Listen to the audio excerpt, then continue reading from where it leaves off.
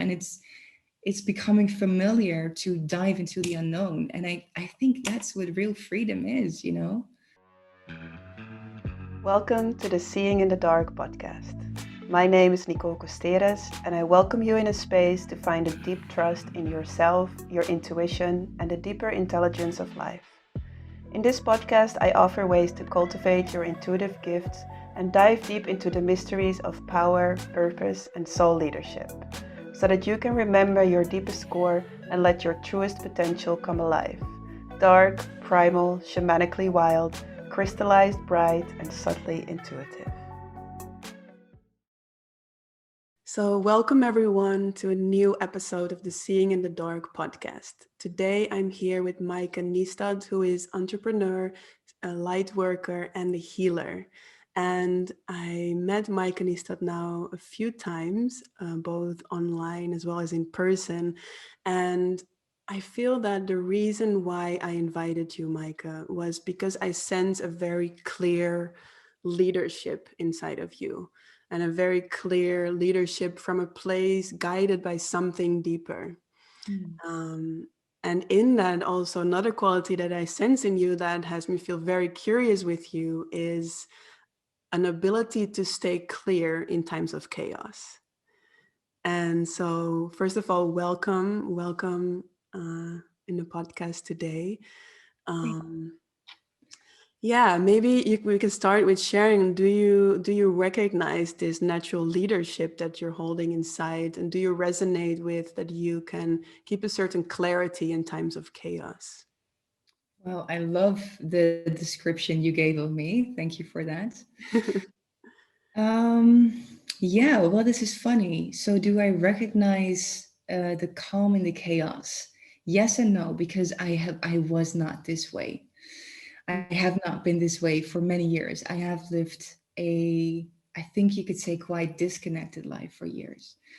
But I do recognize the natural leadership that you see because I've always felt different in a way and always felt that I'm not one to obey rules. That just never worked for me. They showed up in class and in school, and I would just ask too many questions and be like, but why are we doing this? This doesn't make sense. I'll make my own rules. So when I was younger, they would call me the rebel or eigenwijs. And yeah, I guess I was. And yeah, it only made sense to me to become self-employed because that's just who I am, in my essence. I can't really be tamed in that sense. Mm, beautiful. Yeah. Yeah. So you're saying that from very early age, you had this rebel inside of you that doesn't naturally agree with the existing rules that are life in our society. Yeah. And like, can you give a bit more on your story, like from this rebel child to where you are today? Yeah, of course. Well, I think the rebel in me maybe has been born from trauma. I'm not quite sure, but I have lost my father at age 5. And I think that made me very strong early on. It made me somewhat independent, somewhat overly masculine in the way of how I grew up, because I didn't know this at the time, but I kind of took the place in the family where my father should have been. So I was this very, I don't need nobody type of girl growing up, being tough, but with this soft heart that was closed off for so many years underneath. And I guess growing up, the school system, it just didn't really make sense to me. And the older I got, the more I started to rebel because I was bored, to be honest, in school. I was like, what are we doing here?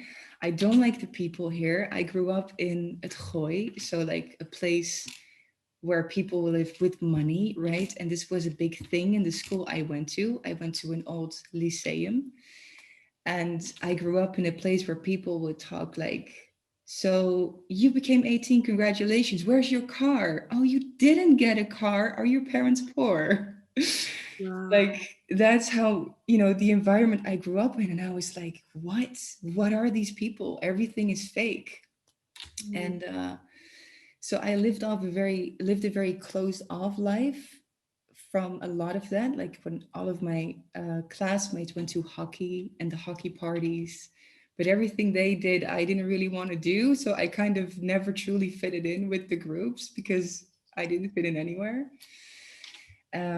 Yeah, and then later I started to rebel in the sense of partying a lot, being a bit promiscuous here and there. Just I wanted to be free, so I was just Mm, finding my ways in freedom. mm. Yeah, in those kind of things. Yeah, beautiful. So when I hear you, there has always been like a strong being okay with thinking and feeling different than the people around you. Is that true? I guess. Let me see if it ever has felt different.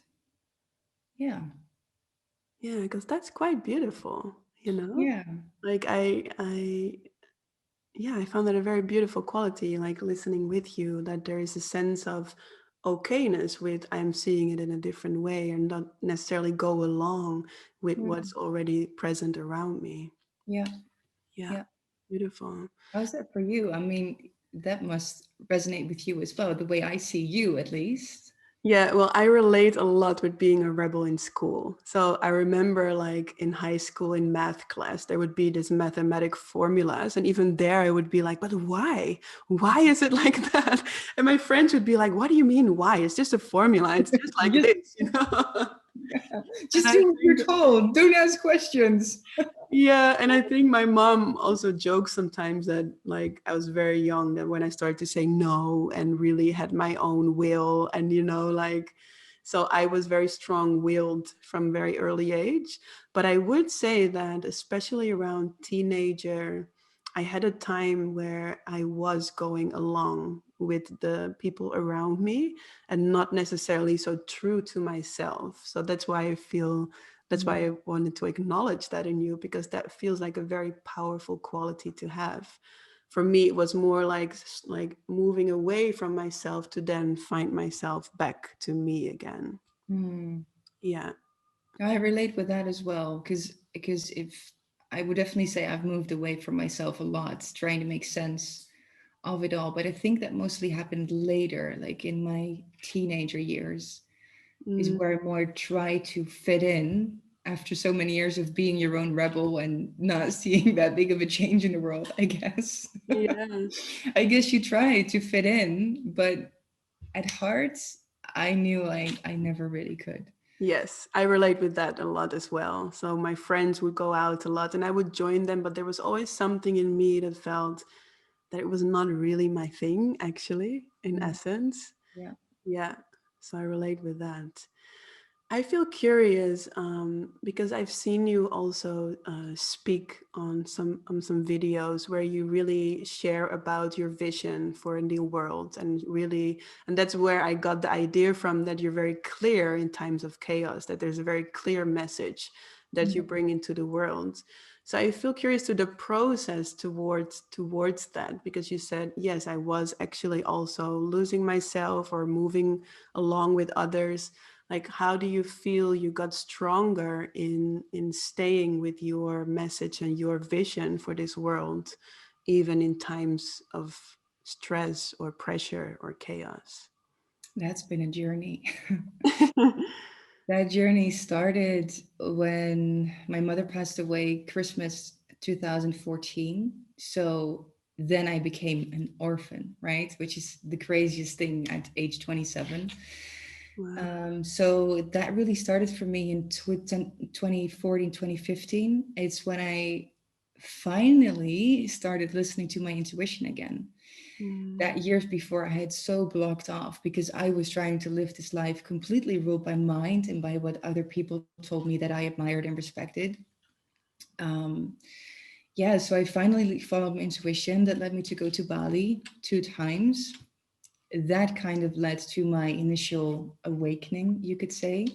mm, And from then on, the way I see life, at least, you don't awaken and then you're awake for the rest of your life. It's a series of awakening. You keep awakening to new parts of yourself and to new parts about the world. So this process just kept happening.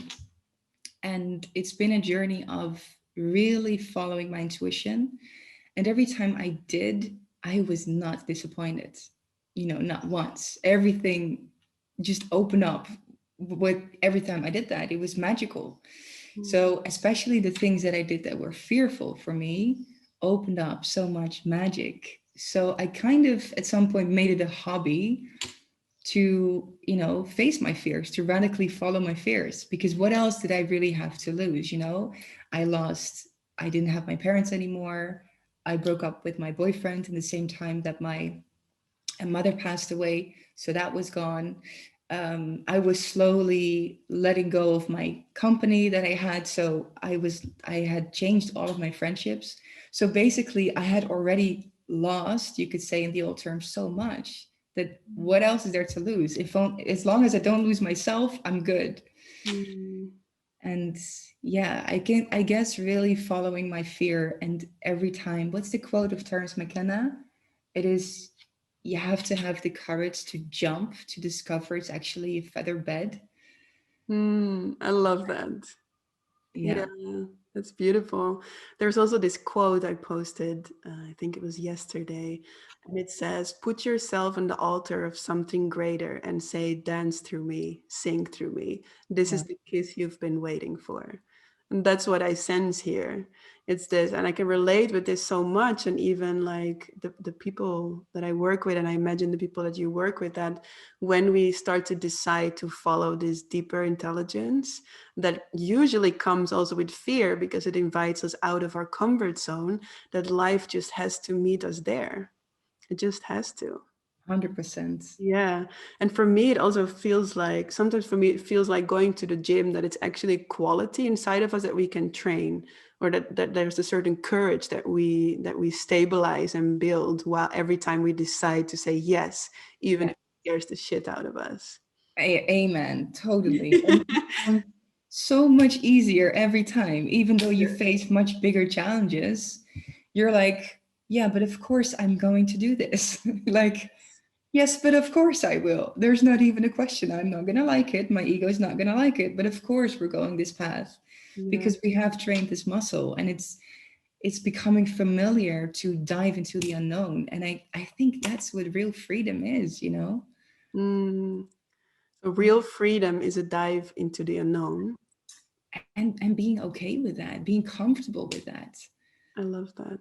Because so many of us, including myself until a few years ago, we're so living in tiny worlds, in tiny boxes that no one has put on us but ourselves. Of course society has influence and our parents did, but ultimately it's ourselves that do that. And because we are so afraid of things, afraid of change, afraid of being rejected, afraid of all these things, we keep our worlds and our lives really small. Yeah. Yeah. And I feel that these times, in a way, are inviting us to become more comfortable in the unknown. So Mhm. that's one of the gifts for now. And I would love to also talk a little bit more about the current times that we are in now. But before we go there, I feel curious because I see that one of the things that you created in your business is inner beauty retreats. And there is a curiosity I have to, what is inner beauty for you? What does that mean? So beautiful. Well, the name was founded because before I had a modeling agency. So I was working in this business of outer beauty. And it became clear to me that, you can have this pretty package on the outside, but if the soul within isn't isn't love, then I don't find the person beautiful. And that you see through someone's eyes. It's the radiance someone has, the energy someone has. And if you really bring it down to what it is, for me, it's is the person love? Is the person living in love? Are you being loved? Because I believe that's who we all truly are in our essence. And to Mhm. me, that is inner beauty, doing what's right for yourself, for others. um, yeah, from this deep place of unconditional love for the world and everyone in it. Beautiful. And do you feel like maybe even your own process combined with your experience in working with others, what are some of the most powerful elements or keys to start living from your inner beauty? or start becoming more comfortable with the unknown and start to leap more from your intuition, what are some of the most powerful keys that you sense in there? Also for the ones who are listening now. I think it's really important we stop being afraid of our own emotions and stop being afraid of our own inner worlds and our own shadows, our own demons, and we start going there. We start going there with this open heart, like, all right, I'm ready to face my inner shit, to face my demons, to face my fears, to face the uncomfortable emotions, the rage, the sorrow, all of that. Um, I believe it's when we start there is when the biggest change happens. And what I do in the retreats and in the one-on-one sessions I do with people is I help them go there through these dark places, and I give them the tools to navigate in those darker realms within themselves. And Mm, those tools are always rooted in love and acceptance, but also in completely embracing and surrendering to what is. mhm, And the more we practice that, if we're then no longer afraid of our own emotions, then we stop running away from ourselves, mm. and then we can show up as these forces of beauty and of light and of love in the world. Yeah, beautiful. Yeah, and I feel it's something also here that I feel we have in common, and it's about the people that we're working with, giving them the tools to live it themselves. That in the end they don't need us, but that they actually get empowered in a way that they can powerfully walk their own path in that. Amen. Yeah. And therefore I think also it's important that we realize who we truly are. And of course this is such a big question, right? Such a big thing to say, well, who are you really? This is for everyone else to discover for themselves.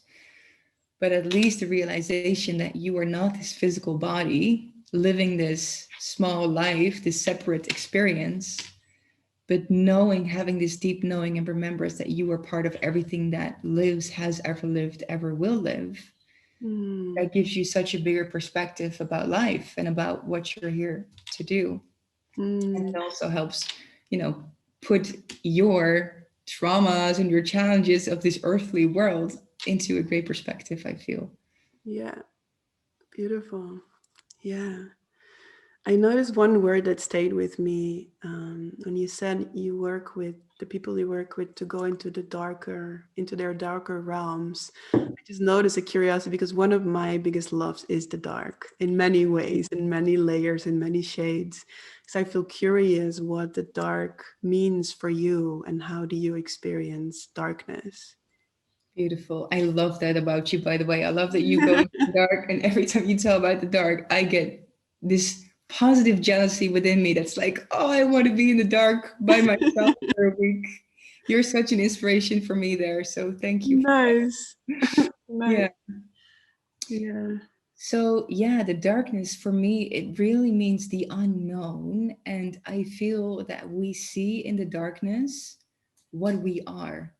And if Mm, we can go into the darkness with love, and we will not be afraid, we will have this beautiful experience. We will see light beings, we will see colors, but we can also go into the darkness with fear, and we will see maybe entities or demons, right?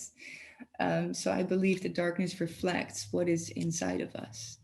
And mm. when I say this is the physical darkness, if we go into physical darkness, um, Yeah, you and mean in a space that has no light, like in. exactly, yeah, exactly. But when I speak about the darker realms within oneself, it's also the unknown, because especially when someone is new to inner work, Mm, they don't know yet what they will discover when they dive deeper within. This is why so many people, for example, told me I would love to go on a retreat, but I won't because I'm afraid I'll leave my wife after. you mm, know People are afraid for what they discover about themselves, that yeah. they kind of walk away from, run away from. But yeah, so we can find all these things in the darkness. We can find the emotions like shame that we all hate, jealousy, grief, fear, you name it. And I think already afraid of that. Mm, yeah. Um, but if we go there with this torch of love, that we love ourselves back into wholeness. So yeah, that's how I see going into the darkness, meeting all those parts of yourself with love and reclaiming all those parts of yourself. And also the way I see our psyche is that we are all fragmented, that they were all fragmented parts of ourselves. Like I have a part of me that is completely free and confident and strong and empowered, right? But I also have a part of me that is insecure and that feels she's not good enough, and that no matter how much she does, she will always be not good enough.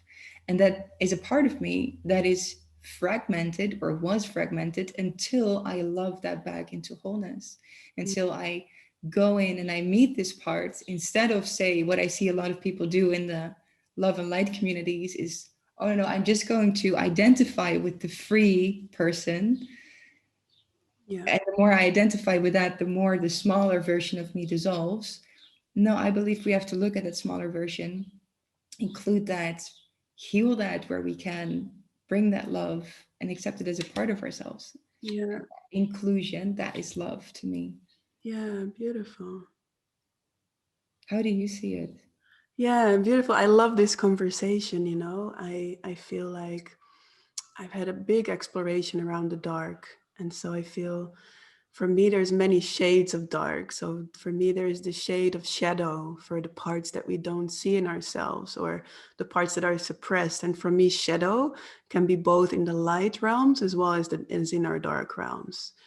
And because I feel like I so agree with you that like the spiritual community can be overemphasizing light and love, and with that suppressing like dark dragons that they hold somewhere deep inside.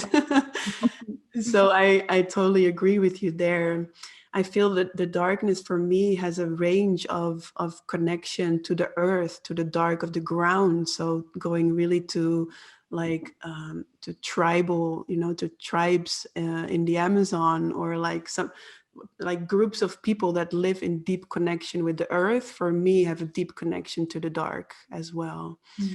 Mm, For me, the dark is also like embracing our physical body as part of this life as well.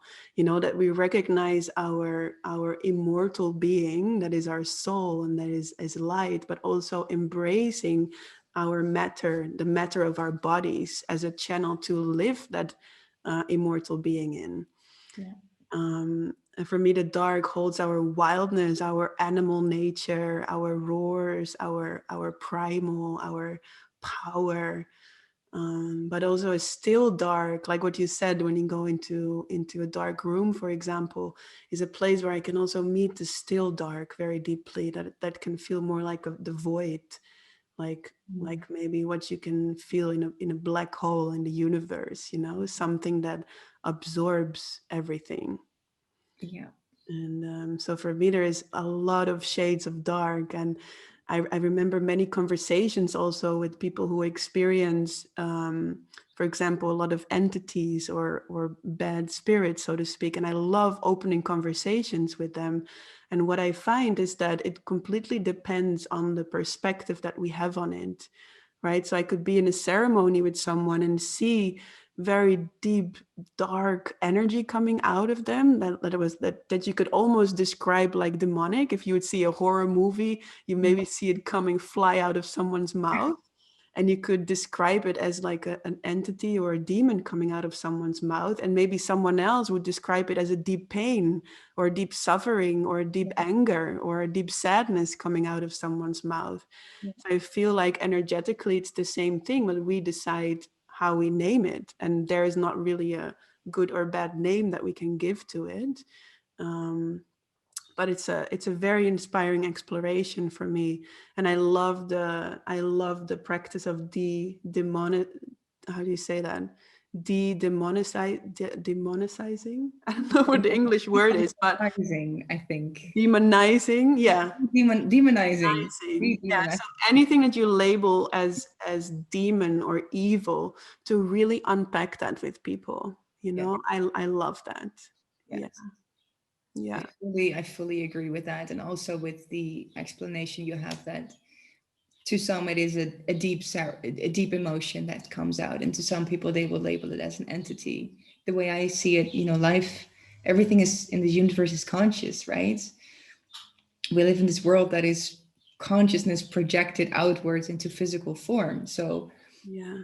especially an emotion that you carry with you for so many years, of course that is conscious, that emotion. So yeah, you could say it's an entity Mm, that lives with you. And I felt this definitely also in sessions with people, where indeed entities or energies leave. Doesn't really matter how you yeah, call it, it's the same thing. exactly. Yeah. Yeah. Beautiful. Yeah. What do you love so much about working with people in this way? I love the intimacy and the rawness. I've never been someone who enjoys small talk. I Mm. mean, I've done it. I've put on the mask. I've been to the network events, holding my glass of champagne in my hand. But I just know I need the deep stuff. I can only have really, yeah, conversations about the things that matter. So, what I love is that people trust me enough to dive with them deep into their most intimate parts of themselves that, most people have never traveled with them before. Like sometimes even their loved ones have never gone that deep with them. And I get to be so close and, so close of be a part of that process. That is just giving me goosebumps almost every time, especially when we do this in a group, and you see so many people reclaiming their powers and their gifts and facing their fears. Yeah, that is just amazing. Yeah, beautiful. Yeah. I Yeah. just noticed, like, as I was asking you, I'm seeing this vision of the world I would love to live in. Do you have like a dream world that you can sense in your why you're doing this work? Like, what is the world that you would love to live in, or you Yeah. feel our civilization is meant to transform into? Yeah. Oh my God. Well, this vision is the sole reason I get up out of bed, every morning and do what I Yeah. do. I really dream of a world that where everybody lives in harmony with themselves first, and of course with everyone else. But we have to live in harmony with ourselves first to be able to do that.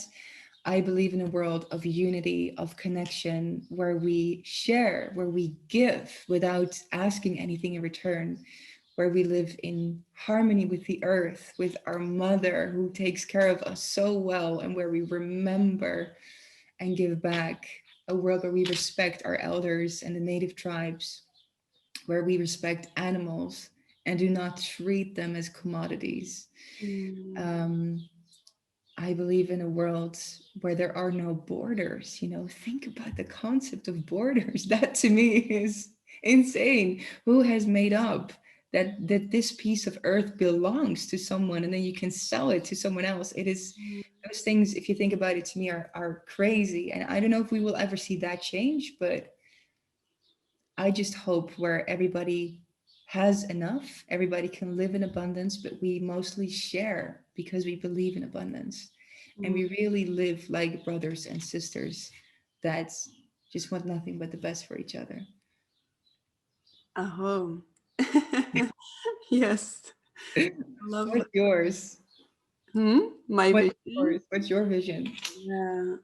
Well, there's a lot of things that you named that I can sense in my vision as well. But I feel like when I close my eyes, I see a world where we are all deeply guided by our intuition, by like a deep inner knowing, and that we trust that deeper intelligence of life as the one leader of all. That when we are all surrendered to that, we never naturally gravitate towards our piece of the puzzle, and Mm, together we create the whole puzzle together. And I see also that this world that I'm seeing, there's crystal clear transparency. So we don't have to say necessarily how we're feeling, but it's so transparent that we naturally radiate that already. So I feel it's a world where we are no longer moving through life, but we are being moved through life. Mm. And we are surrendered to that one deeper intelligence. And I feel that's what will bring our world back into alignment. Amen. Oh, I totally feel you. Yes. Yeah. Yeah. And I feel like we and many others are so driven by that vision that we hold of this new world that we can sense, you know. And I feel we all hold like a very important part of that bigger vision for this new world. And I feel like one of the reasons that I felt so excited to bring you onto this podcast is because I see that you are standing up for this world also. You have a strong voice there and you're not scared to speak your truth in that. And I feel like, what would you say to listeners who see also a new world that maybe partly or fully matches with what we've been sharing here, but they also see the current regulations and the current restrictions and the current fears that are being brought upon us? What would you say to them? Well, the words that just come up are like that come up from my core. It's stand up for it. Mm, Stand up for this world. Go take a stance. If you care about it, go take a stance for it. And I feel it's because we underestimate who we are that we don't always, because we feel that we, with our small lives, who are we to make a difference, or who are we to have a strong opinion or vision? But please throw that overboard and go take a stance for this world if you believe in it. mm, And again, if you zoom out into this much bigger perspective, then what truly matters? This world or your small life in it? mm, If I do that, then my small life in it doesn't really matter. What I want is to live in this world, and that will include that my life in it will be perfect. So this is what I'm working towards, is towards the world, and the self of my ego will be lifted with that. mm. So yeah, go for it, man. Go for it. Stand up for this, and also focus on the new and not so much on the legislations, and the focus not so much on the opposition. Take notes, be aware of what's going on, of how the game is played, of the rules of the game, but really focus on this new earth. I love that. I love that. Yeah, it's so easy to fall into the trap of wanting to fight the opponent, right?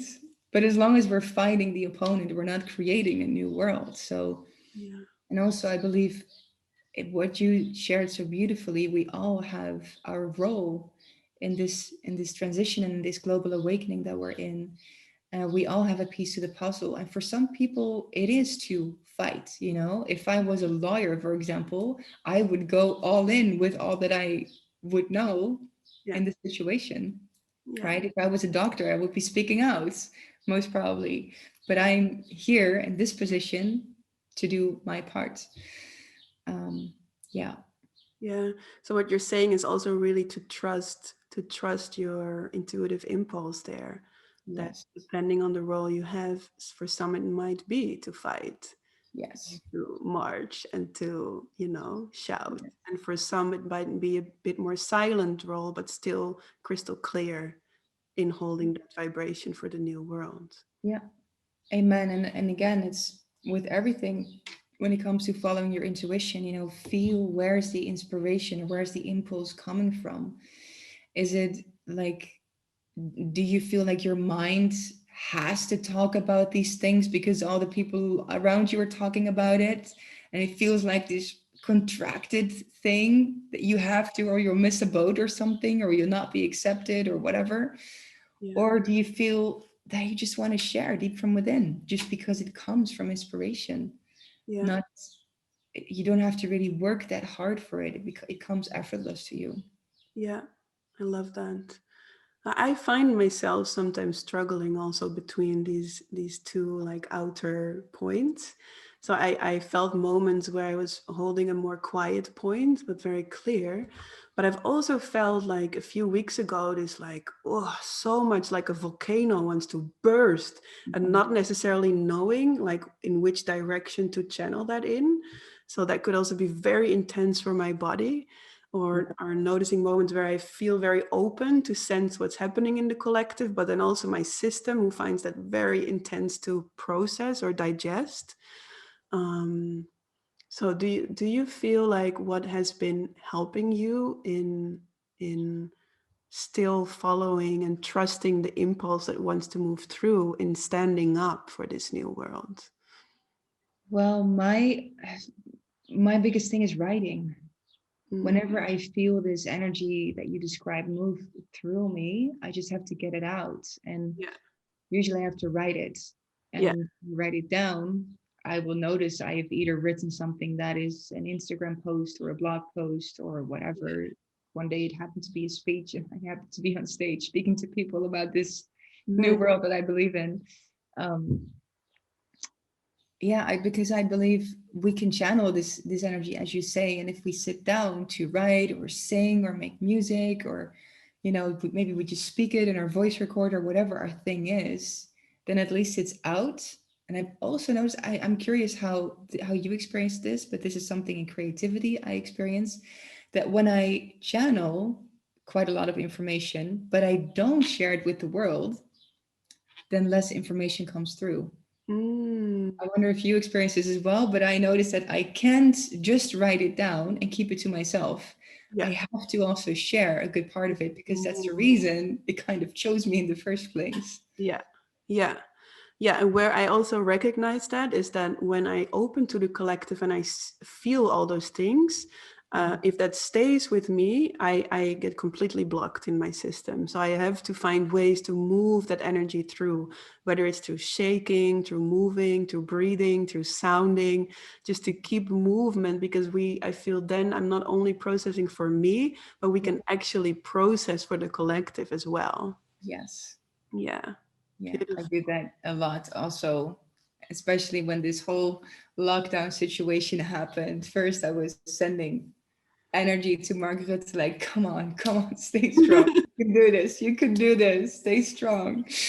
Anyway, he didn't. And then I felt all this pain, especially of the restaurant owners, and I had to specifically channel that information through shaking, through crying, through screaming, through just weird body movements, but really had to get it out. Yeah. Same thing for all the horrors that happen on the earth, of course. Yeah, I really do believe we can do that for the collective. Yeah, beautiful. Yeah, Thank you so much. yeah. Yeah, How's that for you, being sensitive, sensitive to the extent that all these waves can just come at you? yeah. Do you always make yourself available for it, or? And no, and Mm, not. It's not always that I'm consciously unavailable, but I notice that it's too much for my body to stay all the time available for that. mm, And I was last year in a 6 week mystery school, temple training, where we were practicing to stay more open and more available and more open and more available. So I feel that a massive deepening happened there again. But I could also feel after that training, my body just wanted to whoop, cocoon, and just like digest. So I feel there is a natural rhythm in my being, and I feel in each person's being of coming out and being available and going back in, almost like the ebb and flow of the ocean or the butterfly in the cocoon, like this mm, natural rhythm of coming out and going back in.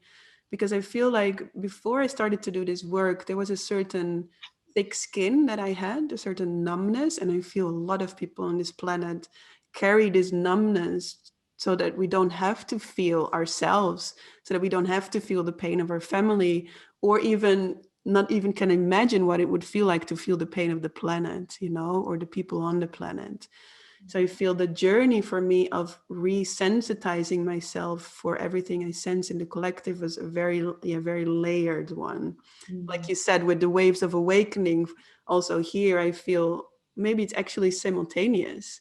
like the more I awaken in who I am, the more sensitive I become to everything that moves in me and around me and collectively.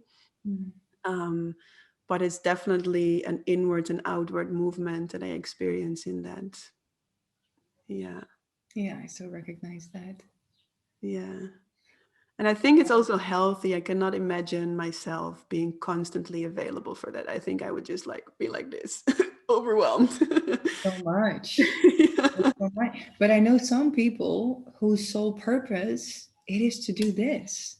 Wow. You know, I just remember this one woman that I met at one spiritual, let's say, event, and this is her life. You know, she doesn't even have a job. She's just a gatekeeper of the earth, and she just sits and just processes all of this information and holds the grid stable. That's what she does all day. Wow. Wow. And I think so many people of us, we don't even know these people are here. We didn't even know how many people are devoting their lives to Mm, this collective greater good. mm, Just that realization itself to me is so humbling. And mm. it's so like, oh, there's so many, there's so much beauty on this earth, and there's so many good souls and beings. Yes, that's Yeah, beautiful. Yeah, yeah. Thank you so much, Mike. I feel a lot of beauty and wisdom was shared here today. And me I feel too. curious if the listeners or viewers, if they want to know more about you and your work, where can they find you? We will also put the links below, but just so you can also speak it. Great. Yes. So you can find me on Instagram, just my name, Mayke Niestad, or at Inner Beauty Retreats. If you want to know more about the retreats, go to innerbeautyretreat.com. Um, I think from there you will find everything else. I have a podcast, I have a YouTube channel. There's so many things, but from there you will find everything else. Of course, and my own website, mykenistad.com. There you will also find more information. Yeah. Nice, nice. And do you have any events coming up? Not an event, live event coming up at this moment, but I do have a pre-recorded one-day retreat for people to take at home. Nice. So if people feel like, okay, I really want to, move through this darkness within myself with the guidance of me and Nick. And Nick is a powerhouse. He's a healer. He's a phenomenal soul purpose mentor that I've been working with for 5 years, 6 maybe now. And we've together created this one-day retreat. Yeah, which you can take from the comfort of your own home. And you can find that on innerbeautyretreatathome.com. We've also created a little discount for the people that are listening to your podcast. Nice.